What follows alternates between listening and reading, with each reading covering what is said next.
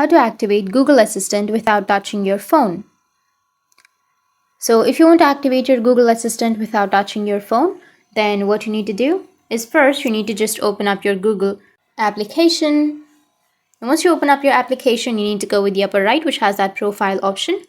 Under profile, you need to tap on the settings.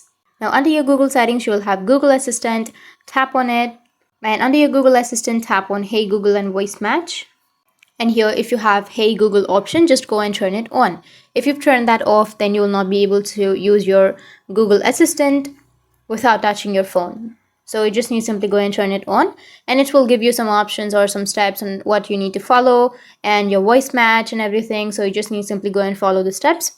And once you follow the steps, it will be toggled on. And after that, you'll be able to just say, Hey Google, and it will activate it.